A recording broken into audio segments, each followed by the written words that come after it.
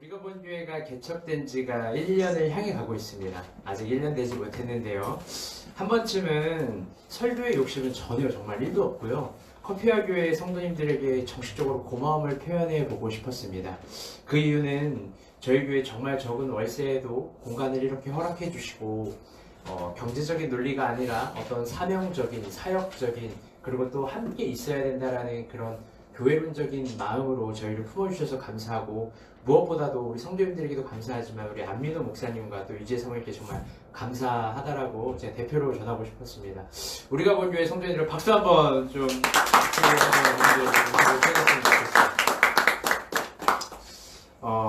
오늘 본문은요, 우리가 잘 알고 있는 본문이에요. 그리고 또 저희 교회 식구들은 지난주에 나눴던 본문이기도 해요. 바로 포도원과 포도원지기에 관한 본문입니다. 아마 성도님들이 한 번쯤은 들어봤을 거고 성경의 어느 비유를 봐도 들어봤을 그런 본문입니다. 이 본문은 예수님이 또 즐겨 하시는 본문이기도 합니다. 그런데요, 중요한 건 뭐냐면 이 본문이 사복음서에서 유일한 본문이고요, 굉장히 특별한 본문입니다. 왜 그러나 우리 6절, 7절 말씀에 있는데요, 성경 봉독할 때는 원래 이게 잘 안 보이거든요. 그런데 우리가 교독하면서 본문을 읽을 때는 보일 겁니다. 우리 한번 보도록 할게요. 6절, 7절입니다. 제가 한 절, 여러분이 한 절 교독하도록 하겠습니다. 이에 비유로 말씀하시되, 본문 잘 들어보세요.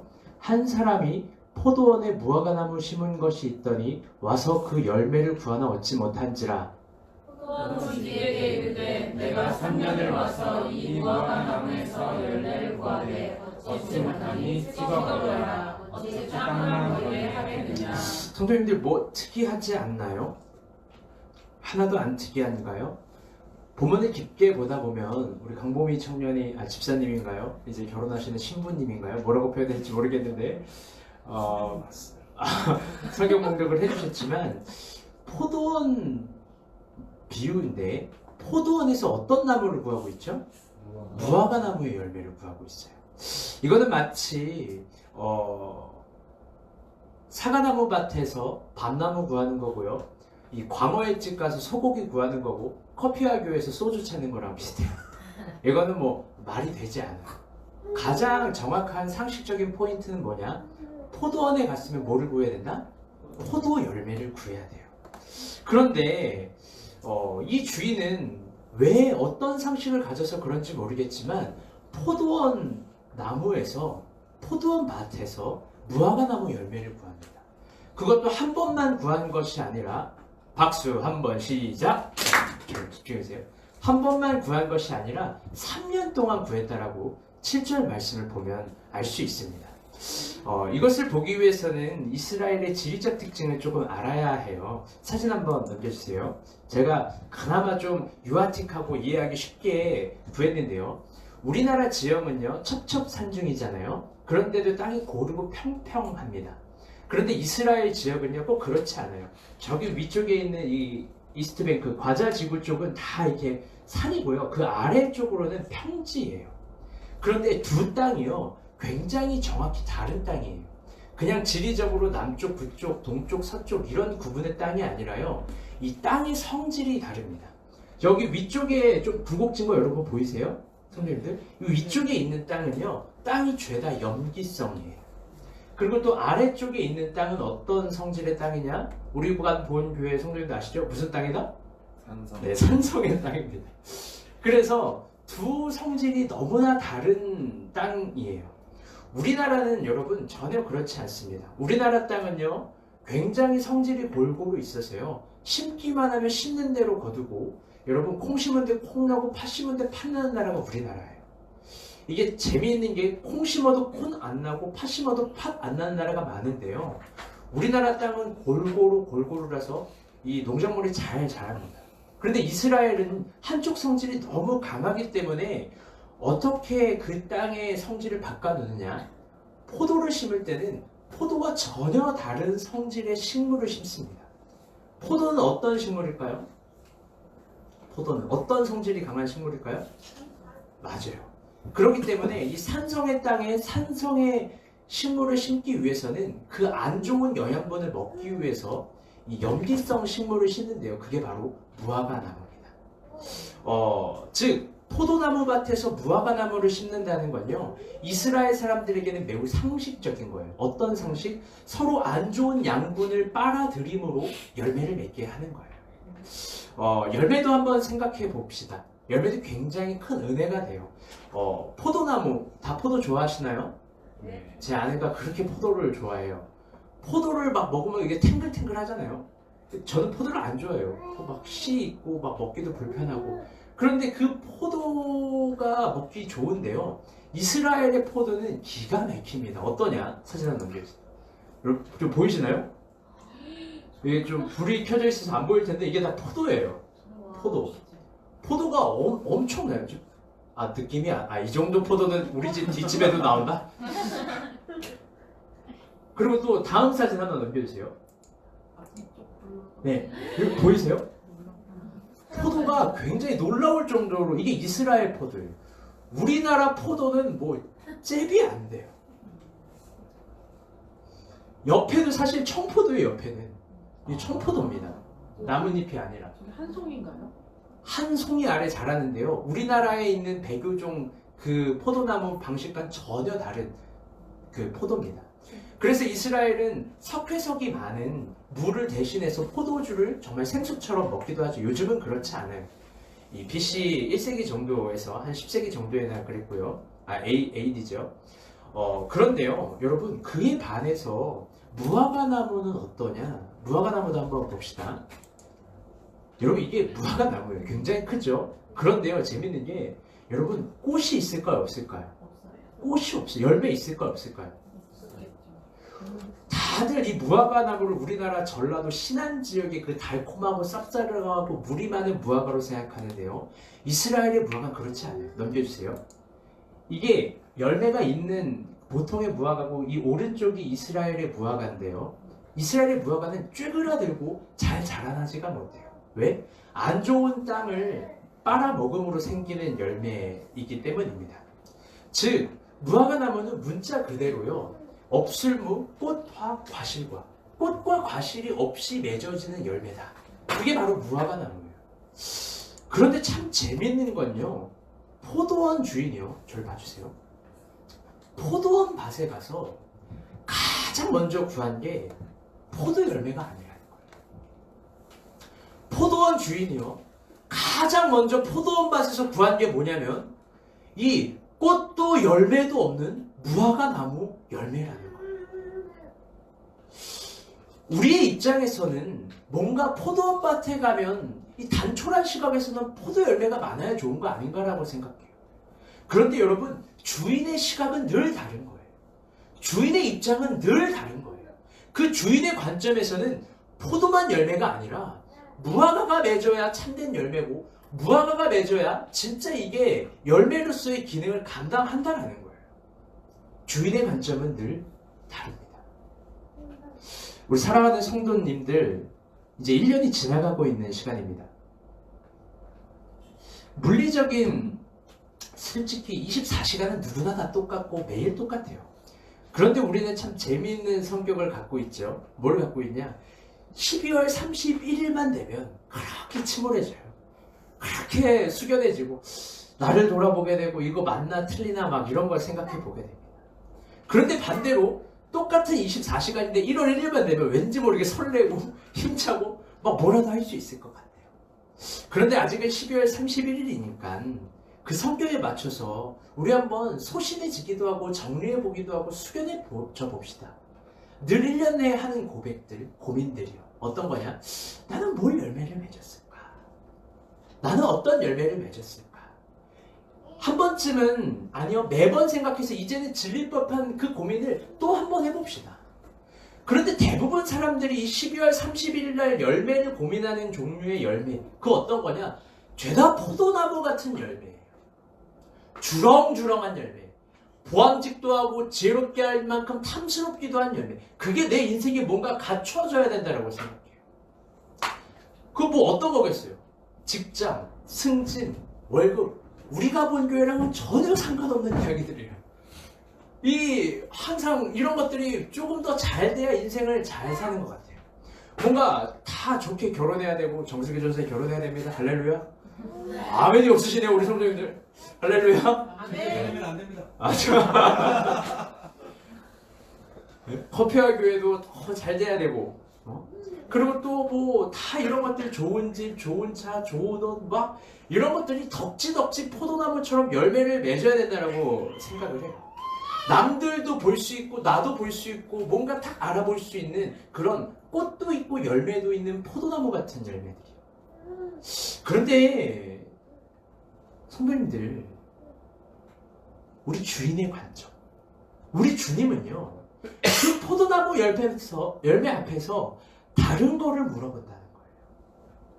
야, 너 꽃도 없고 열매도 없는 그런 열매 맺었냐? 너네들 꽃도 없고 열매도 하나 없고 사람들 보기에 버림받은 것 같은 그런 열매는 진짜 맺어봤냐? 적어도 주인은 포도원밭에서 그거를 구한다라는 거예요. 무화과나무 열매 어떻게 적용할 수 있을까요? 너무나 많은 부분으로 적용할 수 있어요. 그런데 우리 성도님들 신앙생활 하면서 제가 적용하고 싶은 대표적 의미는 안 좋은 것들을 참으면서 맺어지는 열매, 안 좋은 것들을 빨아들이면서 맺어지는 열매, 예수 때문에 자기를 죽이면서 생겨지는 그런 스티그마, 흔적들, 주님이 그거 보겠다라는 거예요. 우리 가운데 참 슬픈 신앙의 습작이 있는 건 이런 거는 아주 그냥 낭만과 동화로 취부해버린다는 거예요. 신앙은 낭만이고 더 이상 믿음은 동화예요. 교회에서도 이름 좀 있고 힘 좀 있고 이런 사람들이 늘 직분을 다 차지해요. 뭐 어쩔 수 없겠지만 아름다웠던 한국교회 시절은 저도 그렇지 않았어요. 제가 참 재미있는 기록을 보는데요. 1910년도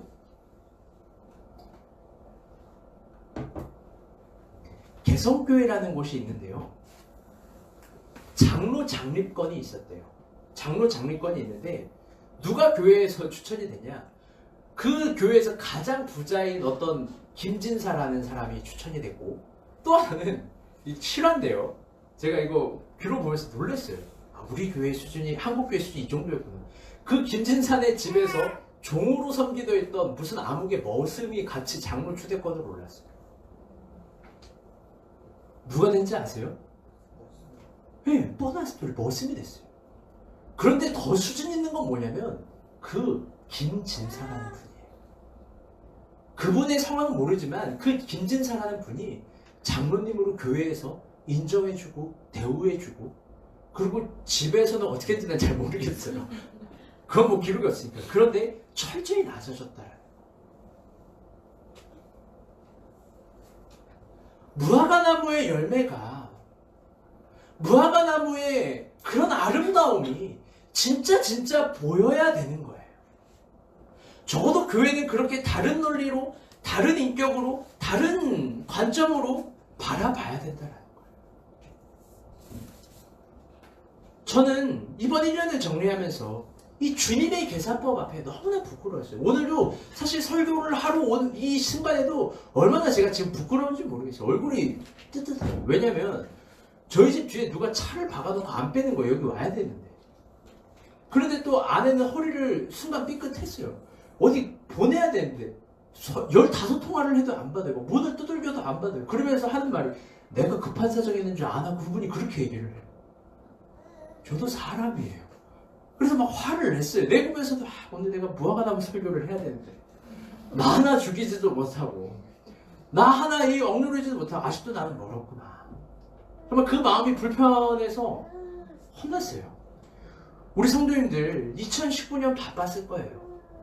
안 바쁜 사람이 어디 있어요? 우리 꼬맹이 하음이도 바빠요. 안 바쁜 사람은 없어요. 이 분홍색 티 입은 귀여운 친구 이름 뭐죠? 희연이도 바빠요. 문제집 푸느라고 바쁘고 뭐 하느라고 바쁘고. 뭐라고요? 피아노 학원 얼마나 열심히 왔다. 그러니까 피아노 학원 가느라 얼마나 고생스러워요. 수많은 수고로운 손이 맺어진 열매들이 성도님들 다 있을 거예요. 그런데 우리 성도님들 무화과나무 열매를 계산해 보셨습니까? 정말로 나를 참아봤습니까? 나를 죽여서 예수를 살아내셨습니까? 그게 꽃도 없고 그게 알아주지도 못하고 신앙생활하면 뭔가 바보 같은 것 같고 내가 막 착한 말하면 손해보는 것 같고 그런데 주님이 진짜 그거를 물어보신다라면 조금 계산법이 다를 거예요. 제가 좋아하는 어떤 시인이요 이런 시를 썼어요. 세상을 비추는 빛은 다시 읽어드릴게요. 세상을 비추는 화려한 빛은 많으나 사람을 비추는 진실한 빛은 없네. 멋진 말 아닙니까? 세상을 비추는 화려한 빛은 많으나 사람을 비추는 진실한 빛은 없네. 우리가 살아가는 이 시대에 빛나는 것들이 참 많은데요. 인격과 인격을 빛내는 사람을 빛나게 하는 그런 내면의 사람, 그런 언어의 사람, 그런 인격의 사람, 그런 예수 닮은 사람은 없다라는 거예요.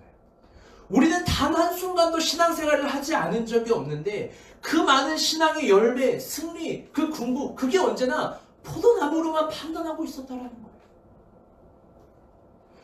그래서 예수로 죽고 나는 삶이 아니라 나는 죽고 예수로 사는 삶이 아니라 그냥 예수를 막 죽여요.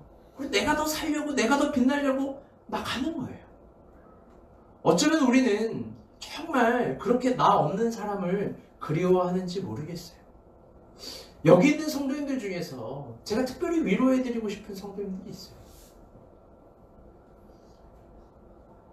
자기가 1년 동안 예수를 열심히 따라갔는데 내가 믿음으로 살았는데 내가 정말 헌신하고 주님을 향한 순수한 마음과 진실한 신앙을 추구했는데 아무 열매도 없는 거. 보암직도 하고 탐스럽기도 하고 그런 열매도 아무것도 없으신 분들도 분명히 있을 거예요. 그런데 그 예수 믿어서 착한 믿음, 그 착한 마음, 그 순수한 거, 그렇게 나를 깎아내는 거, 또 내가 겸손해지는 거, 그 성도님들 절대 바보 같은 거 아니에요.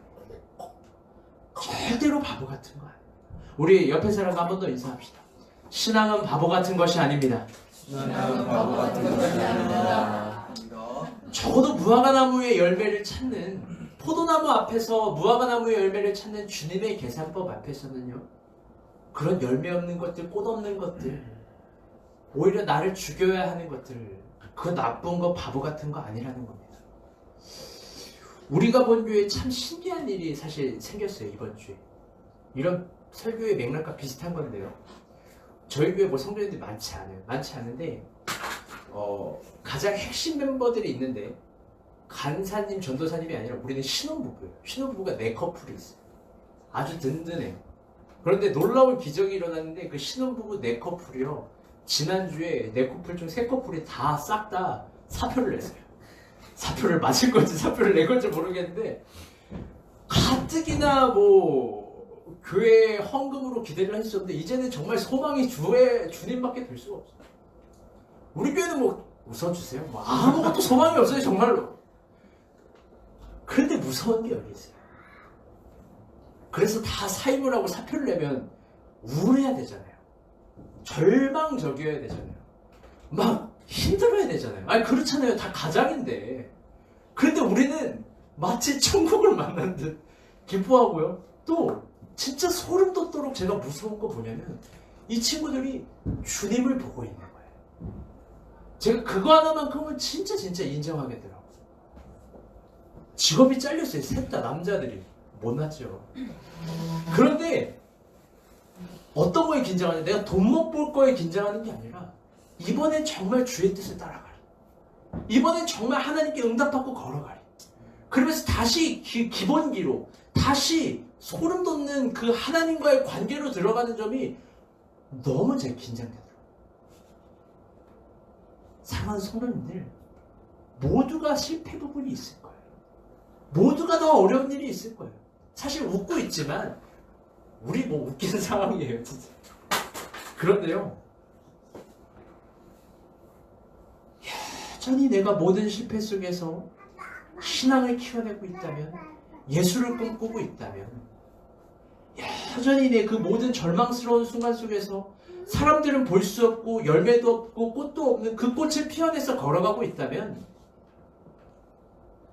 그것만큼 주인 보기 아름다운 열매가 없는 겁니다.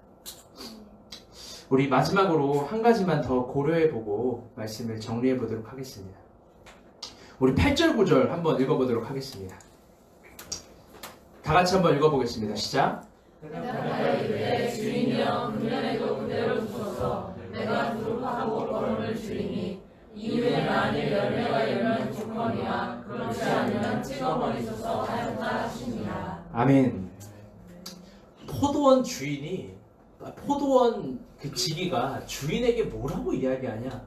주인이요 금년에도 그냥 냅두라고 이야기합니다. 열매 못 맺었는데 그 냅두래요. 자기가 두릅하고 거름을 준대요. 한 번만 더 기회를 달라는 거예요. 우리의 2019년은 지나갑니다. 그리고 참 신기한 습관은 이제부터 내일 가질 거예요. 2020년이니까 똑같은 물리적 24시간에 기뻐하면 되는 거예요. 설레하면 되는 거예요. 그런데 성도님들, 이 신앙의 관점에서는 안정적인 1년, 또 1년이 왔구나, 설렌다, 신난다가 아니라 적어도 이 청원을 들어야 되는 거예요. 내가 아무것도 안 해도 믿음 생활하지 않아도 특별히 하나님께 혼나지 않은 이유는 하나님이 나에게 관심이 없거나 내가 잘 살거나가 아니라는 거예요. 그건 뭐냐? 맞아, 하마. 그렇게. 그 뭐냐면요. 누군가 우리를 위해서 탄원하고 있고 청원하고 있는 기도가 있다라는 거예요. 누군가 우리를 위해서 기도해주고 있다라는 거예요. 무화과 나무 열매를 맺어야 된다라고. 말씀의 결론을 맺도록 합시다. 2019년이 지나가고 있는데요. 우리 주님이 우리를 향해서 청원하고 있는 거예요. 우리를 향해서 1년만 더 견뎌달라고 이야기하고 있는 거예요. 또 걸음을 주고 내가 두릅하고 또 이 식물을 자라나게 하겠다고 얘기하는 거예요. 어떤 청원을 하겠습니까? 우리 주님이. 그건요. 나의 뜻대로 나의 원대로 자라나는 모습이 아니라 주님의 뜻대로 주님의 모습대로 주님의 원대로 자라나는 거예요. 아멘? 아멘. 송구영신 예배 설교 다 거기서 거기에요. 특별한 설교가 없어요. 그런데요.